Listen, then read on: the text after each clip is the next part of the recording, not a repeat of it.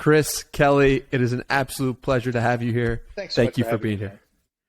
Absolutely. So there is so much I would like to discuss with you and so many avenues we will go down. And I'm really excited to go down all those avenues. But I guess a good place to start from my perspective would be Facebook. Mm-hmm. And you're the first lawyer for Facebook. It's pretty crazy to hear about that. Like, it's been a long time ago now too. That's the other thing that's crazy about it, right? Yeah. What was the process like of getting a role at Facebook like at that time? It was pretty random. I mean, random's the wrong word. It was based on connections and who, I had run through a pretty interesting process with my friend Sean Parker. In both when I was a lawyer in private practice at Wilson Sonsini, I had represented a company called Diamond Multimedia that manufactured the first MP3 player.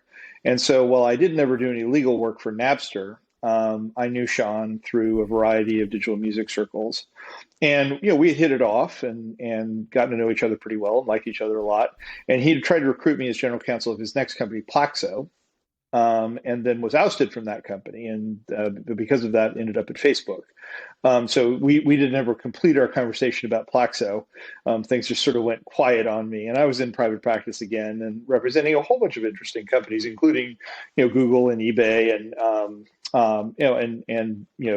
Vivendi Universal had a bunch of online websites, including RollingStone.com, which was fun, and MP3.com. So again, back in the music business again. But Sean approached me in the summer of 2005 and said, "Hey, I've landed over at Facebook. You should come by and meet Mark Zuckerberg." And so I did, and that was a smart thing to do.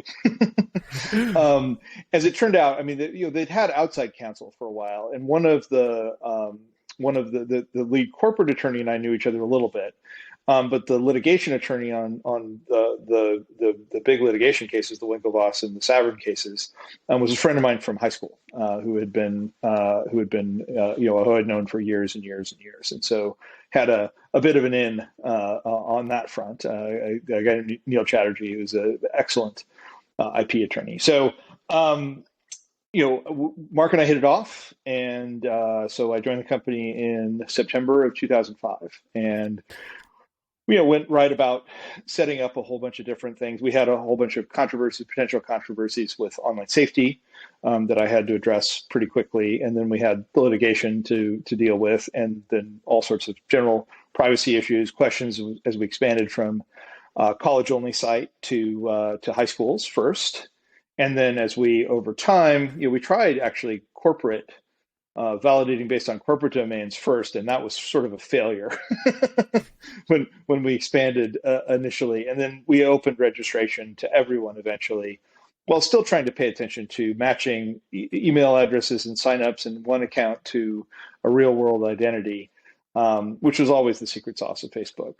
And we did that reasonably well.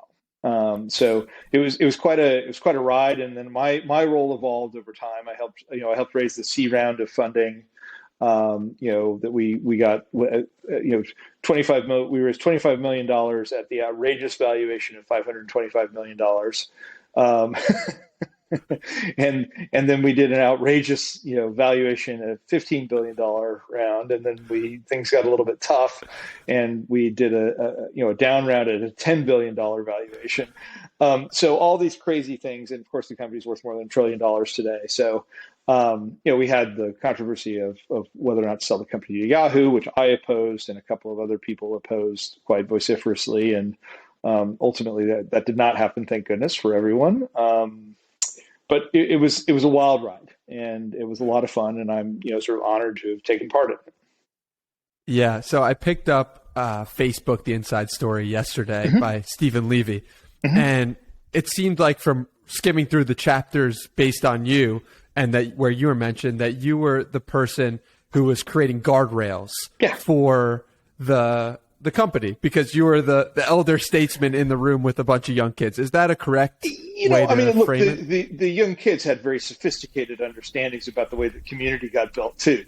So I was more, I was a voice that would press on how we do things safely and well.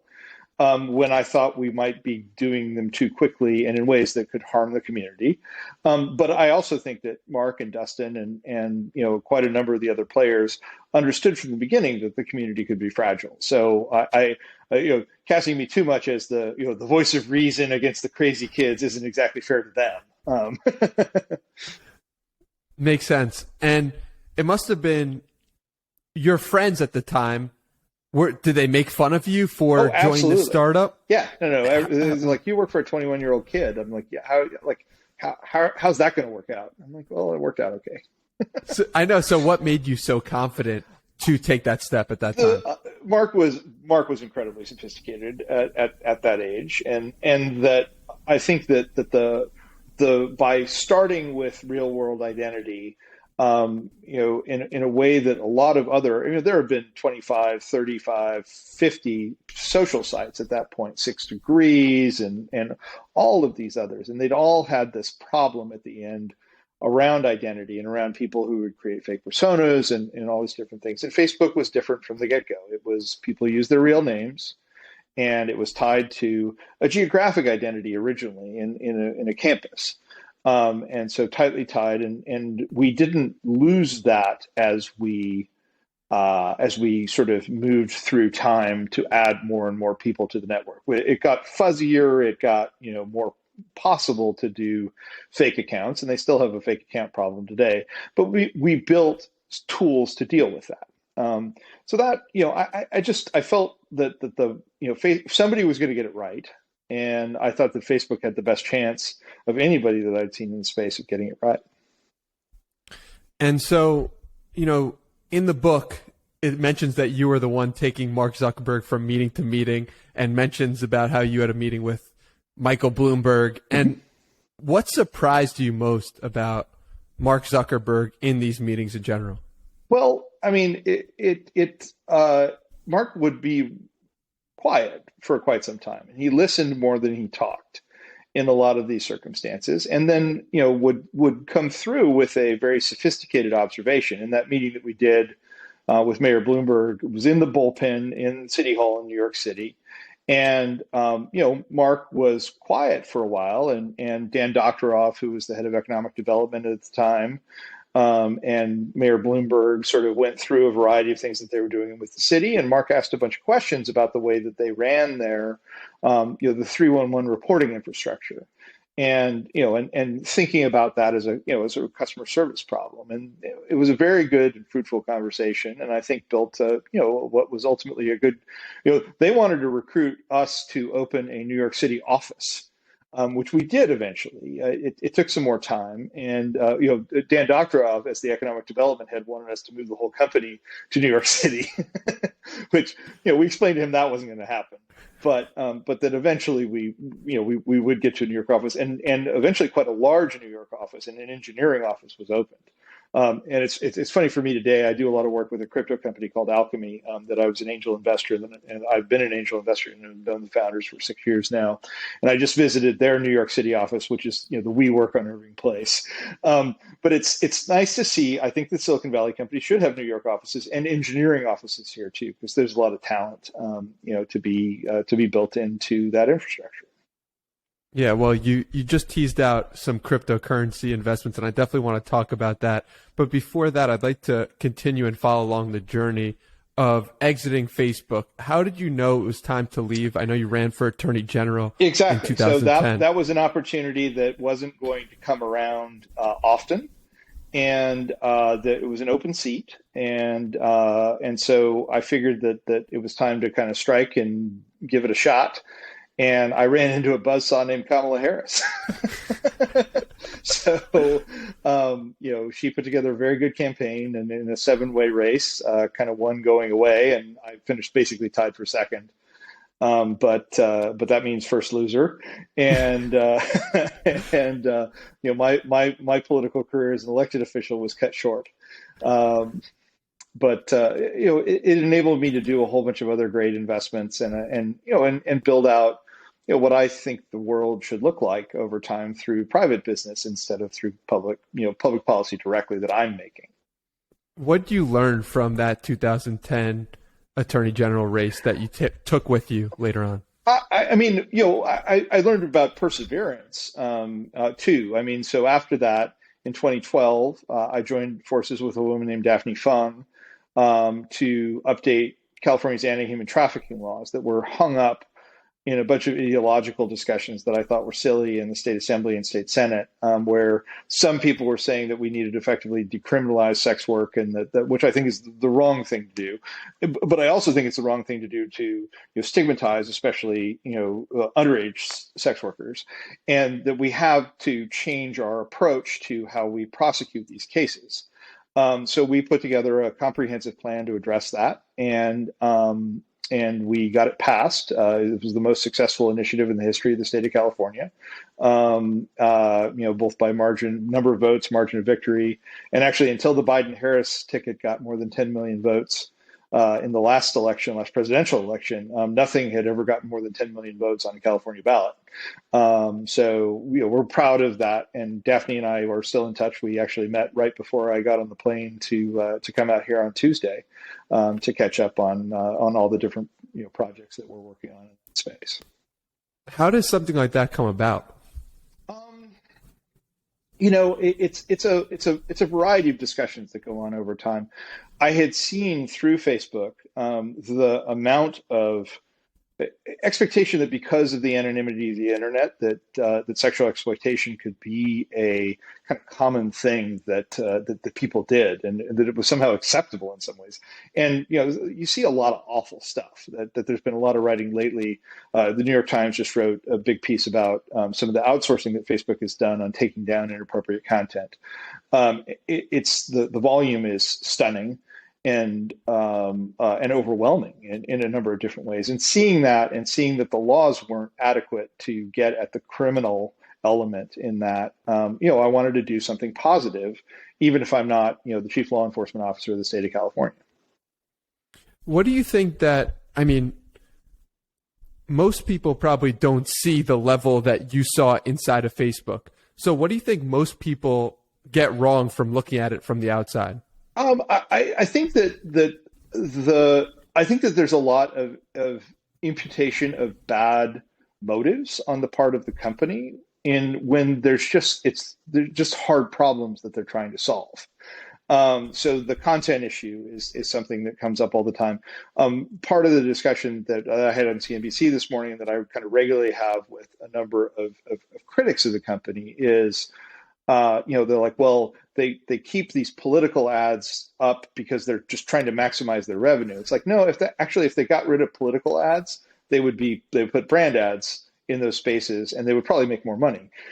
So this is not a financially driven thing at the end of the day for the company, but that they often that's the motive that gets imputed to them, is that they're all just about maximizing engagement and revenue and time spent on site, and it's actually a much more sophisticated discussion than that.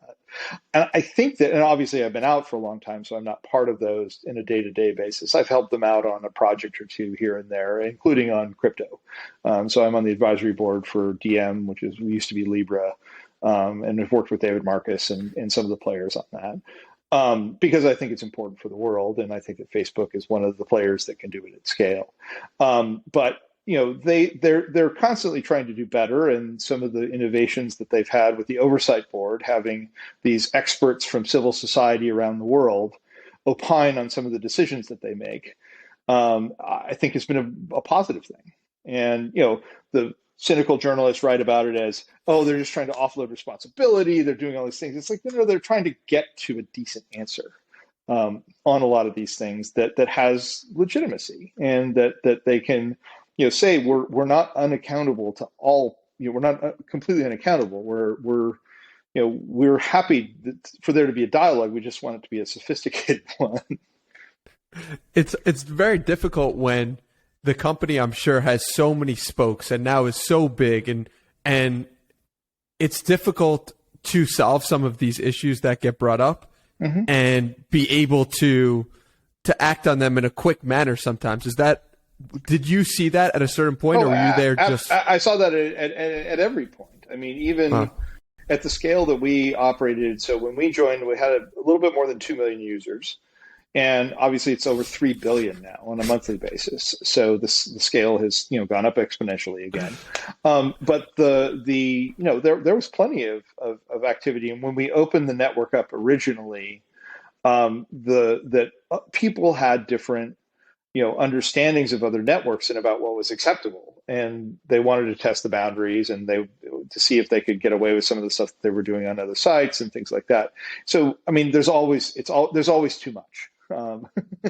At the scale at which the company operates. Makes sense. So let's continue the Chris Kelly story into 2013. What happens where all of a sudden you get to have the opportunity to purchase the ownership or half ownership? I don't know what percentage of the Sacramento I'm Kings. a significant owner, but we don't really talk about percentages and everything else. Gotcha. So Vivek Ranadive is the controlling owner, and has been from the beginning of the leader of our group. And we have a particularly close partnership. He and I, we live pretty close to each other and spend a decent amount of time together. And he's become one of my best friends. We didn't know each other except for by reputation before we got involved in the Kings. But we had to put together a backup deal because Chris Hansen, a hedge fund guy in San Francisco, who's a Seattleite and who controls, a bunch of land in Seattle where he was ready to build an arena. And Steve Ballmer, and who I had an interesting history with, he led Microsoft's investment in Facebook, but going further back, I represented Netscape against Microsoft in the antitrust case. So Ballmer and I have always had a very interesting relationship, and a good one, a friendly one for the most part. And then of course that group ended up the NBA voted to block relocation, and where they had to have a 3/4 vote to approve relocation to Seattle, and then that opened the door for our bid to be accepted. But they had a signed deal with Maloofs to buy the team and move them to Seattle. So we had a weird situation to deal with. David Stern had been criticized heavily for allowing the process of moving the Supersonics to Oklahoma City after Howard Schultz sold the team to Clay Bennett, and they got moved. And so he wanted to run a better process this time. And we think we were able to put together a good bid to make that all happen with the help of, it helps when, the mayor of Sacramento at the time was Kevin Johnson, former NBA point guard. And between Vivek and myself and Paul Jacobs and a few other people, Mark Friedman, who's a very well-respected developer in Sacramento, and Phil Oates and a bunch of good Sacramento people, we were able to put together a credible bid, win the day, and then eventually get the arena built. It took us, another couple of years to get Gold One Center open, but it was a great day when we won. We knew we were on a glide path when the relocation vote came back and the relocation was blocked, but we still had there were still a couple of twists and turns after that. Like what? What twists and turns? There were some guarantees that the NBA wanted us to make about how quickly we would build the arena, and how things would be handled if we didn't get the arena built in that time. And so there were potentially onerous conditions. And if we had things hadn't broken our way, and if we hadn't been hyper-focused, which is exactly what they wanted us to be on getting the arena built, we would have been in potentially a world of hurt. But it all worked out great. When you were a kid and you were just daydreaming, was it ever, I'm going to own an NBA team one day, or I'm going to be an owner? So I told Vivek and my partners, from the get-go, I said, look, I've always been more a college basketball than a pro basketball guy. And I've always been more a baseball football guy than a pro basketball guy too. And so, I mean, I think that I'd probably been more focused on being part of the Giants ownership, the San Francisco Giants ownership group. But when these things come up, you you act or you don't, and you don't know when they're going to come up and how. So this was a tremendous opportunity. The fact that we were sort of keeping a team, the only team in the capital of the most important state in the most important country in the world, from leaving was a big deal to me too. And I figured that I would learn the program a lot more and obviously focus on a bunch more, and I have. So I went to college at Georgetown, so had a good focus on college basketball for quite some time. Although Georgetown sort of had fallen off for a while, but under Patrick Ewing, we're coming back strong. What goes into your mind when making a decision like that of that magnitude? I mean, it's a big chunk of change, and it's a big sort of focusing of something that wouldn't necessarily be you don't know how it's going to work out from a financial perspective, for sure. And obviously with COVID, it's been even more of a challenge than expected, and with the shutdown of the NBA and then the bubble sort of coming back. But we've managed it extraordinarily well. We have a bunch of kind of great business leaders, both operators internally and great executive team running the team day to day. And Vivek and I and Paul, who's former CEO of Qualcomm, have our we're not too bad. We're in terms of thinking about managing businesses. So it's been a challenge, but it's worked out well. So I mean, you think about the potential for financial loss over time. Although with the values of franchises generally increasing, you think that in the long term it's going to be fine. And the question is, how do you want to spend your time? And I figured that this would be fun, as well as a successful business eventually. Yeah, you mentioned you have a lot of successful operators working on the Kings, and I'm curious from your perspective, what do you think makes for a good operator or a great operator? I think that there's a business discipline that you have to have in all circumstances about how do you deliver a great product to your customer, and that has certain degrees in sports. A lot of it's about segmentation, where you're for super premium experiences, you're trying to make very high margins, but you're also trying to make the product very accessible to folks who aren't rich and who don't have a whole bunch of you want to make sure that their entertainment dollar is a fantastic experience for them.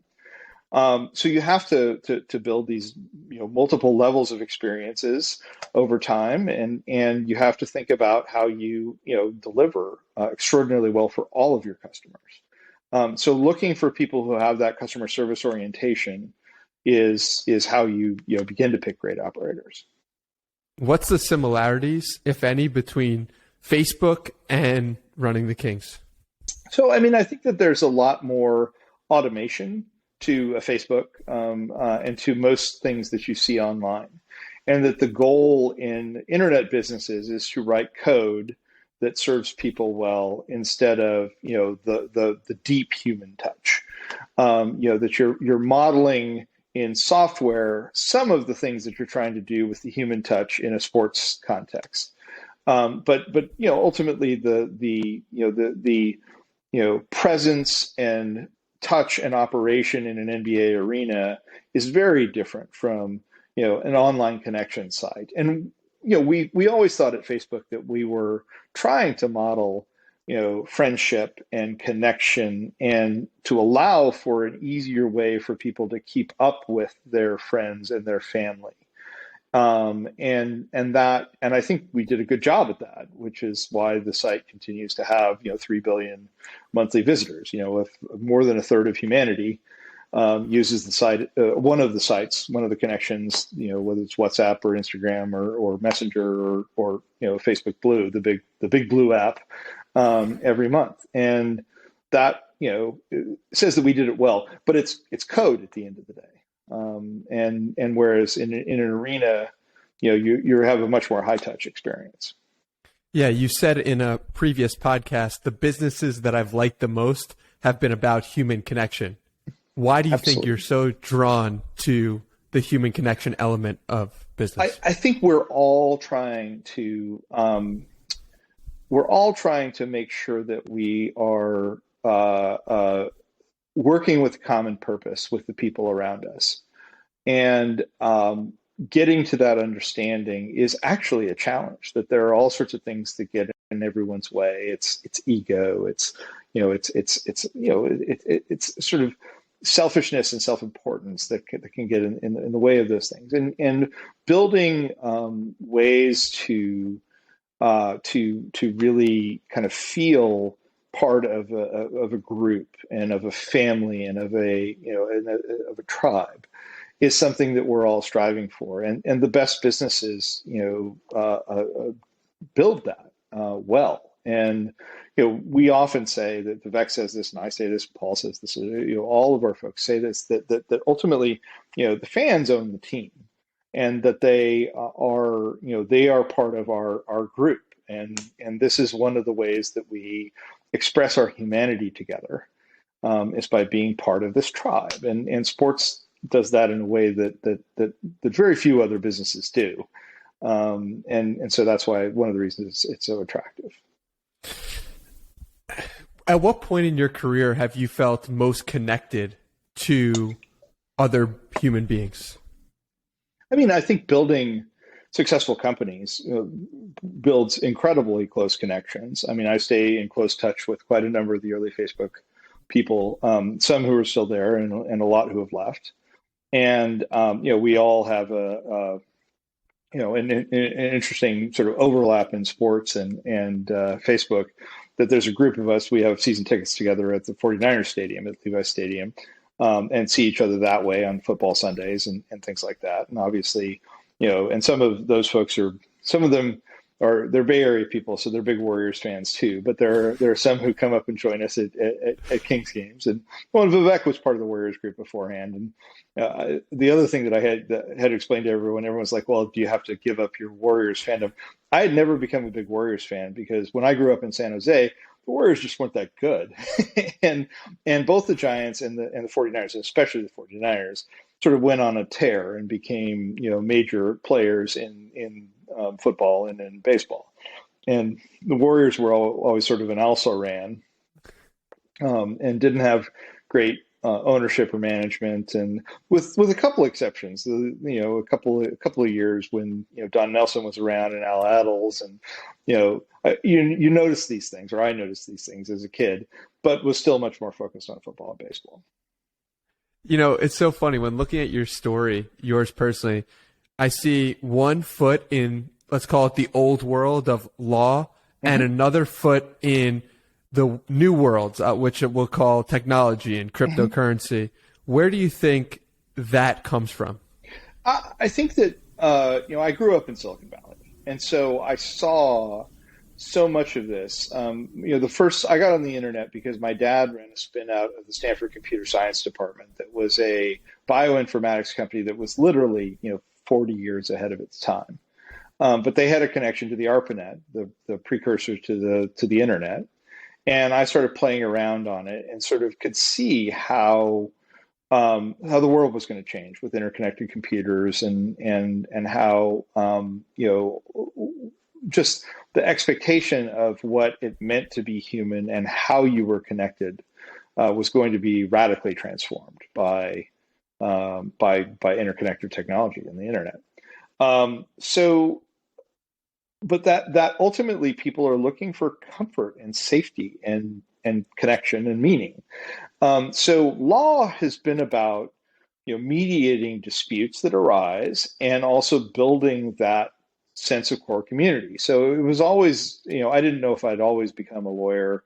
It was inevitable for me, but it was a pretty comfortable space to operate in. The other academic stuff that I had done was in political science and philosophy. I was a PhD student in political theory for a year before I dropped out to do real politics again. And then I went to law school after that. What made you drop out specifically?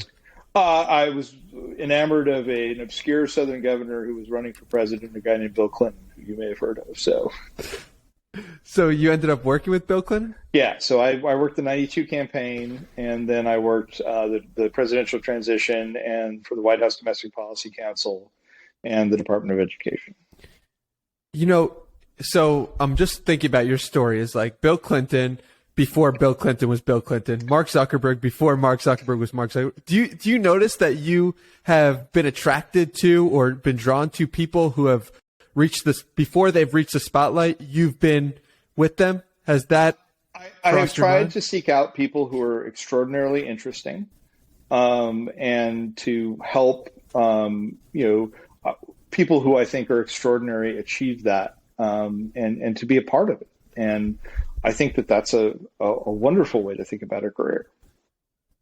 That is fascinating. And so you're here with Danny Miranda in 2021. It's So like, here we're getting ready to take off. I mean, it's just like you have to stay close to you because whoever is close to you is where the future is going. They were going to do just fine without me, but I do think that I try to bring a helping hand to a lot of these situations and circumstances, and I like to be in places where I can learn from that. I want to go back to you learning as a child and playing around with the internet at an early age.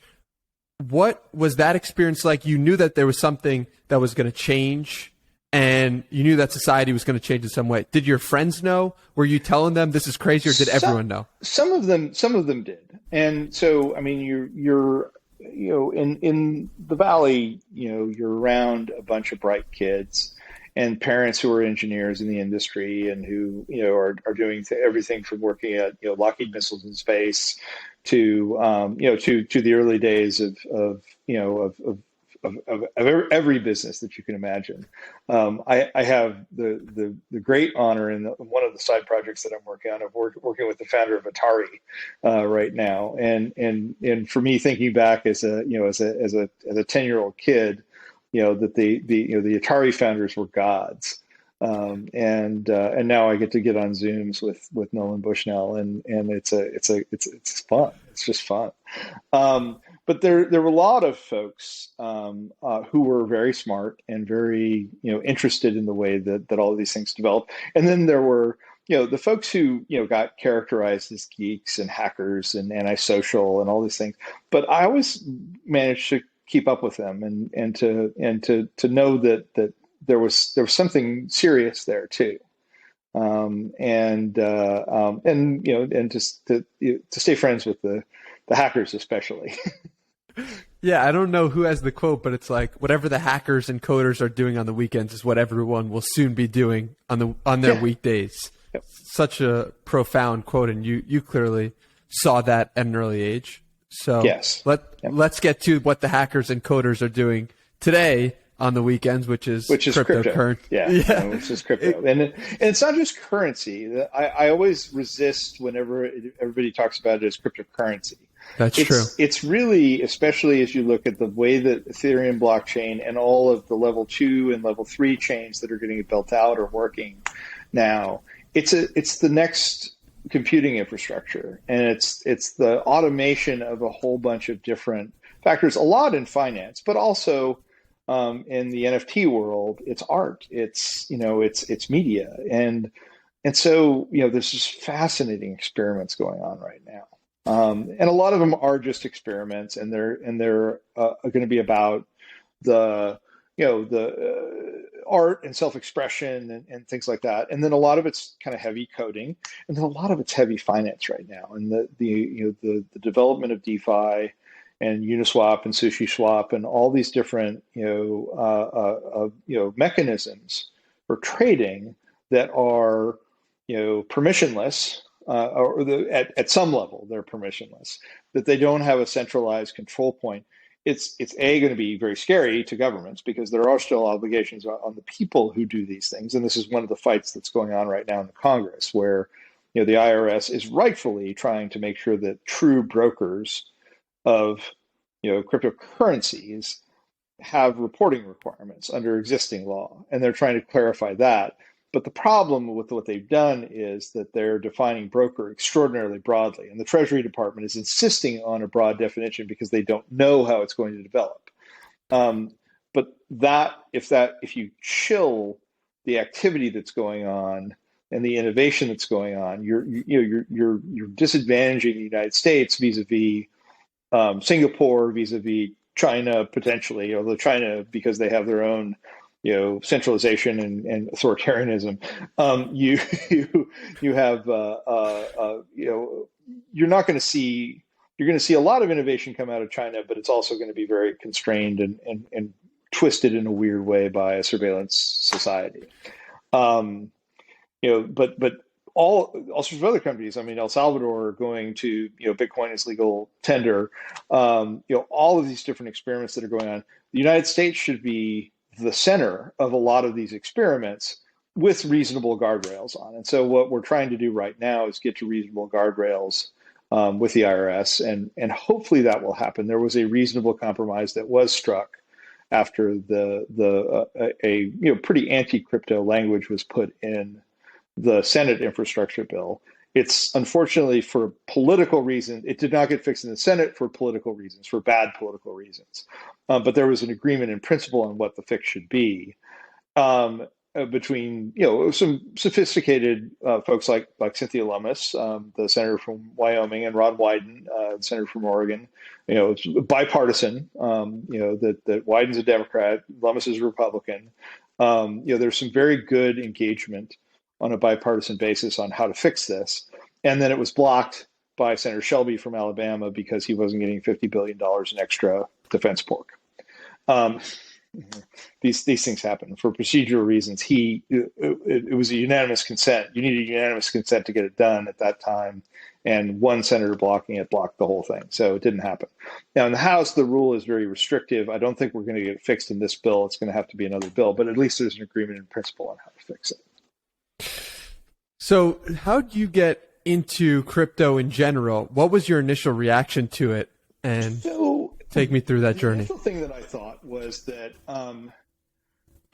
the idea that you were going to end up with a completely government phobic avoidant money system was ridiculous, and that there was always going to be a government engagement at some level. And so you had some of the Bitcoin maximalists at the beginning who were, sort of proto-anarchists, and blah, blah, blah, blah. It's like, it's not going to happen that way.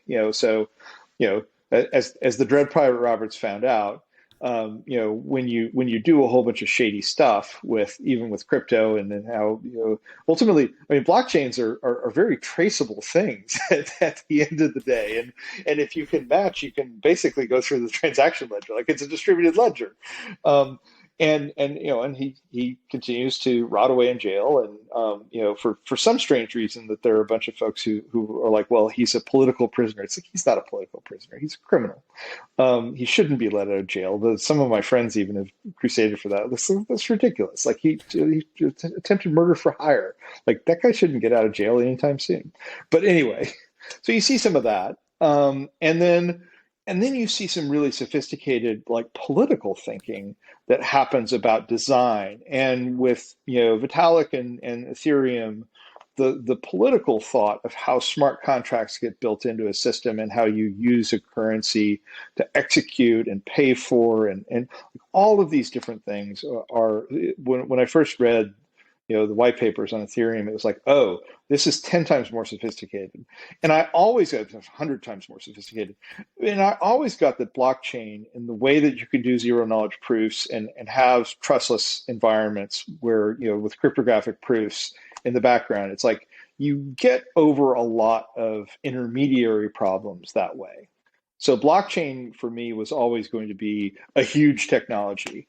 And the problem is that, first instantiations it was just a slow database, and so there have been all these, sort of speed problems with the way that transactions are run, and then they're being solved as would be expected in a lot of sophisticated ways by a lot of sophisticated computer scientists.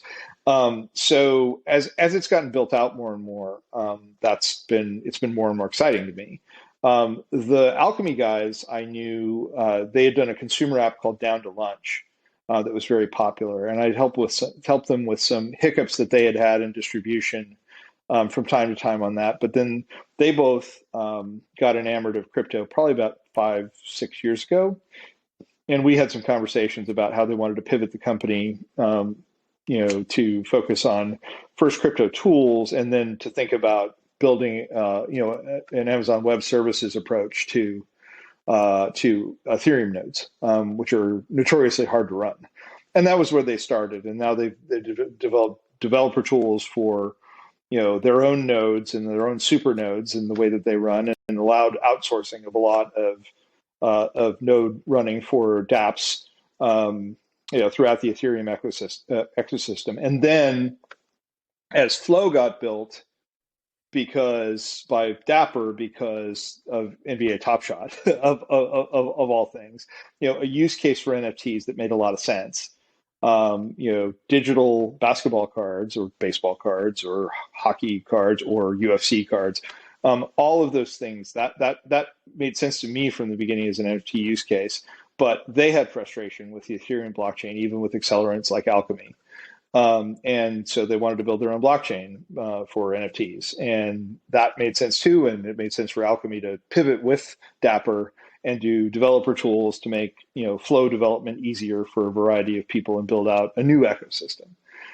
So it's been exciting to watch that as an investor and as an advisor. And it's still at the very beginning though.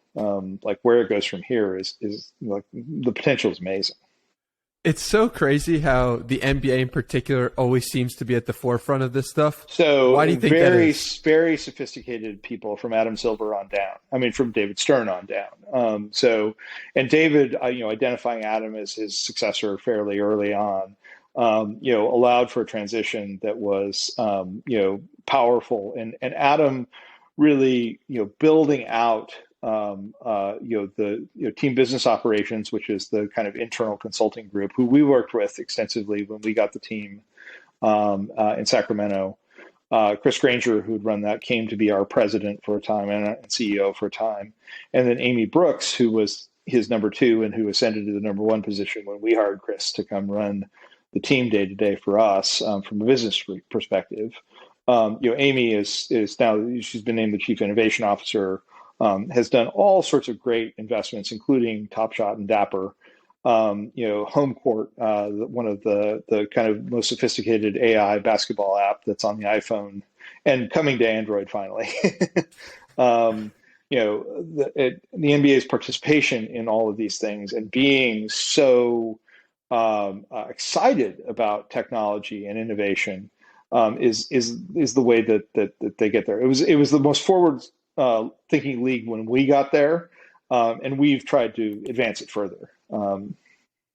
It's the type of thing that compounds. It's like if you're forward thinking, you're on the next edge, you're then more forward thinking than the next league. What can other leagues learn from the NBA in terms of technology and innovation? I mean, I think that they should be watching every experiment that we run and see if it works for them. That the NFL can be slower, baseball can be really slow. Although Major League Baseball Advanced Media, they built that out, and it got turned into the guts under Disney Plus, streaming service. Ultimately, is what happened to Major League Baseball Advanced Media, and they had done a very good job of recruiting sophisticated people there. My good friend Justin Schaefer, who we eventually recruited back out to Facebook, was the CTO early on at MLBAM, and they baseball had an innovative culture built outside of Major League Baseball proper, whereas NBA has managed to keep the innovative culture inside the main league office and to leverage the innovation of the various teams and to allow the teams to be somewhat creative about the way that they approach these things. So the league is very encouraging. When we wanted to do early blockchain experiments, when we wanted to mine Ethereum in our data center, because we have a tier 4 data center in the arena that we donate to a local organization called the Build Black Coalition. There's you have to create an innovative culture. NBA has definitely done it the best, but I think every other league should be watching what we do, and they're certainly watching Top Shot. And as Top Shot got to $500 million and $1 billion of volume, everyone's like, "Oh, okay." This is a When are real the business, and very quickly. Yeah, when are the other leagues gonna start going into the NFTs in I a think you'll official see way? NFT experiments in every other sports league this year, Mm. and some will go whole hog very quickly, and you'll see a lot of activity, no question about it. Speaking of innovation, the Kings are known as one of the most innovative teams in terms of data science and just your approach to the game. Where does that come from, and how have you managed to build on that? So, I mean, with Vivek's background at Tibco, with my background at Facebook and other technology companies in the Valley, with Paul's background, Paul and his brothers Hal and Jeff as well, their background at Qualcomm, we come from the tech industry, and so we know that data and the measurement of what we're doing on court is going to be part of what we need to do. But we also know that a lot of this is about kind of heart and basketball IQ and the different things that go into every player. So, but we want to have great data on shot tracking, on location, on all of these different factors that go into how do you build a successful team and how do you learn from that.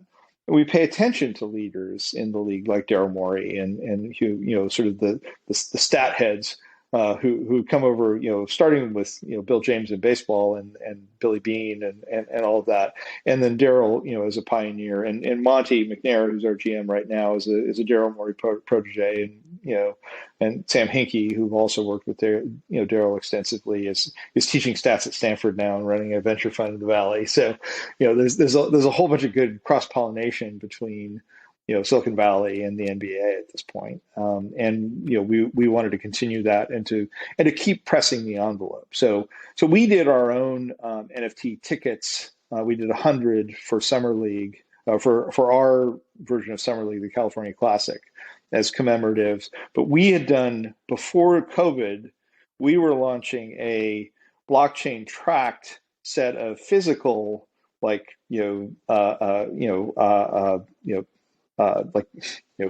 lack of a better word, Beanie Babies that you could find in the arena, and that you could, and they weren't going to be purchasable; they were only going to be findable, and then tracked on blockchain. We were going to do that when COVID hit, and that all got delayed and kind of blown up, unfortunately. But we're jumping right into NFTs. We're thinking about the way that the ticketing and the whole consumer experience is going to be run on blockchain technologies increasingly, and we're going to continue to be at the forefront of the way that all of these things get delivered to fans. We talked about your introduction to crypto in general, but what about NFTs? When you saw NFTs for the first time, did it click? Did it make sense? Were you like, this is crazy? What was your perspective? It clicked in the sense of, because I'd seen Top Shot so early, and I've been friends with the Dapper team for a long time, because I've known them. The legal side, that Steve Krause, who's been the head legal advisor for Axiom Zen, the parent company of Dapper, has been a friend for 15 years, and now Scott Shipman has gone in Dapper in-house to be the chief legal officer, and he used to be the chief privacy officer of eBay. He was a friend and a client for some time. So because the tight ties with Dapper sort of meant that I saw the use case for NFTs as digital basketball cards. I'm like, okay, I totally get that from the get-go. I'm still astounded at some of the prices that they command, but thought that this was going to be a successful business from the get-go. Why do the prices surprise you? The packaging is very nice, and they're a beautiful experience. But the figuring out how scarce they're going to be, and the idea that there are other places to get these highlights, and the data on the day-to-day basis, and what the longevity of it being minted and having a serial number and being truly unique, the meaning of that and the translation of that to price. It could happen at a variety of different price points. But when you saw the people, $69 million NFTs and all these different things, well, of course, the LeBron James moment at $23,000 makes sense, right?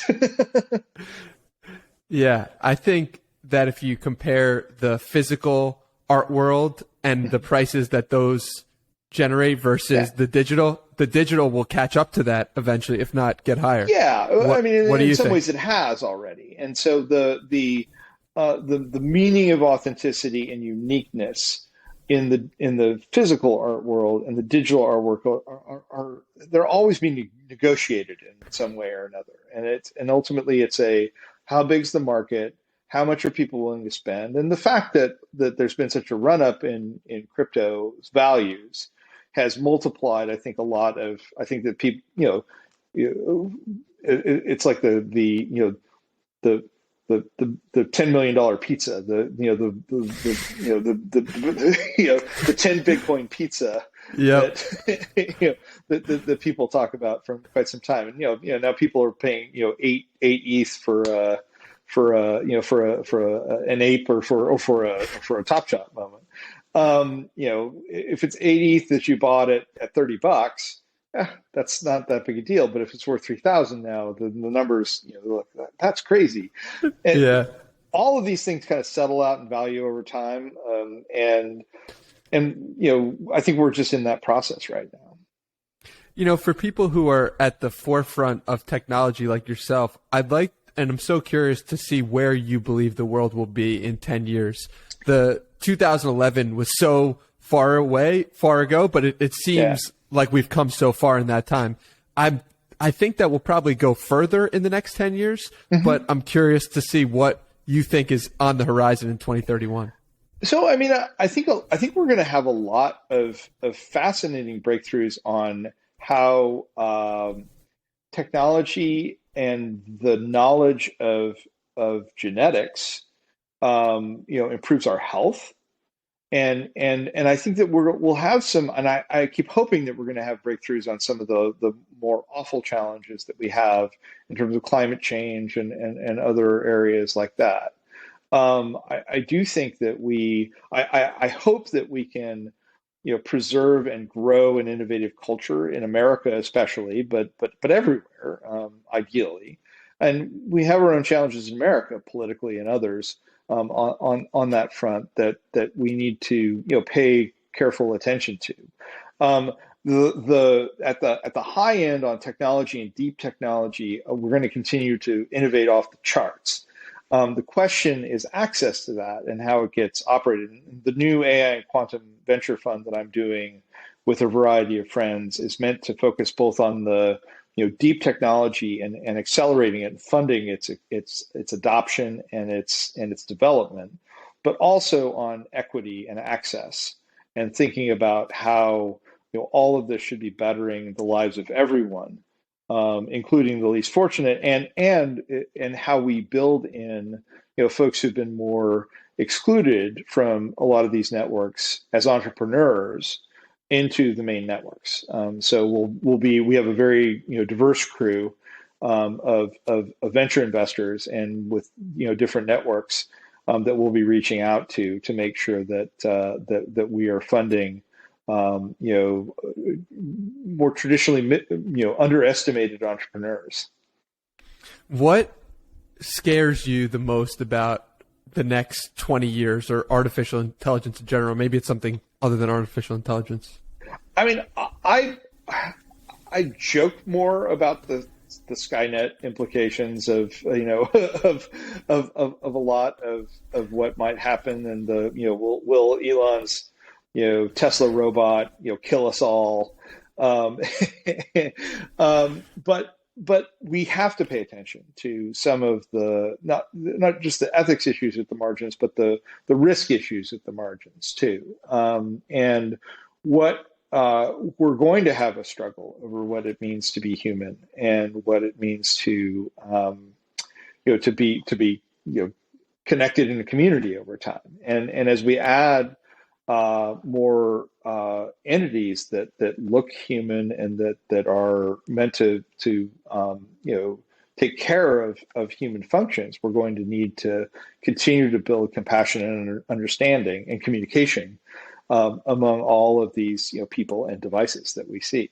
There are temptations, particularly when you have these automated distributed networks, to misuse them and to use them for personal gain and for theft and for misappropriation. And we have to build in systems that discover that make it more transparent, and that deter it. And then we also need to have ultimately the ability to repurpose AI that may run amok. And I think that you've seen some examples of it being able to encode prior bias and to replicate it with a number of different AIs that have developed. And I think that there's been good discovery and discussion of how to prevent that and avoid it over time. I'm a big science fiction fan, and so you've seen the more extreme versions of this. And, Blade Runner continues to be one of my favorite movies ever, and which is ultimately an exploration of what it means to be human, more than anything else. But the extreme measure is what happens when a engineered robot wants to outlive its temporary time. I don't think we're going to get there. I don't think we're going to have sort of Turing tests and radical attacks on replicants or anything like them in the coming years. But we do have to have open conversations about how we think about our own humanity and how we create things that will be much more lifelike, whether it's pets or robots that seem like humans. Speaking of science fiction, I was doing research for this conversation and heard you convinced your wife to let your kids watch The Matrix, and so why was that such an important movie for you? Because it enables the abstraction outside of your daily existence. And that requires you to think that there might be something, deeper operating, and that you shouldn't get lost in the day to day. And it just it's an incredibly sophisticated presentation of the problem of what is real and what it means to be human. So when it came out, people didn't know what to make of it. I saw it in the theaters right when it came out, and I saw it with friends who were deep science fiction aficionados, and it was fresh. It was it was incredibly beautifully shot. The slow-mo with bullet time and all these things, and I wanted my kids to see that, but I also wanted to see them this ultimate kind of it's about belief in humanity prevailing over everything. And that understanding that resilience is a critical part of what it means to be human. It's powerful, and I'll definitely rewatch The Matrix after this. The breaking into the main building scene, with the lobby scene with it was one of the best kind of shoot 'em up scenes in the history of cinema. But it's all in service of a great story. Before we go to a close, I'd love to ask you about advice for someone pursuing their highest version, whether that's financially, personally, physically, mentally. You've obviously accomplished a lot, so I'm curious what advice you have for someone pursuing their highest version. I mean, I think a lot of it is about just keeping going, and that not accepting, mediocre in any circumstances, wanting to live a life that's, kind of out loud and outrageously good. And not to settle into things that don't feel right. that aren't sort of enough. But then also having to keep a grounded picture of always being the locus of your experience in the universe, and to build the connections with other people that make you ultimately human. I'm so grateful for this conversation, Chris. Where can people connect with you further? Me too. So the best place to see me is online and on Twitter and Facebook. So I'm that Chris Kelly on Twitter and Instagram, and on Facebook I'm just Chris Kelly, still using my real name, and can be followed even though I'm close to the 5,000 friend limit, and I do only accept friend requests from people that I actually know, but obviously I'm open for follows, and most of my stuff is public. Awesome. Well, we'll put those below. Thank you, Chris, for taking the time. Thanks so much, Danny. This was great.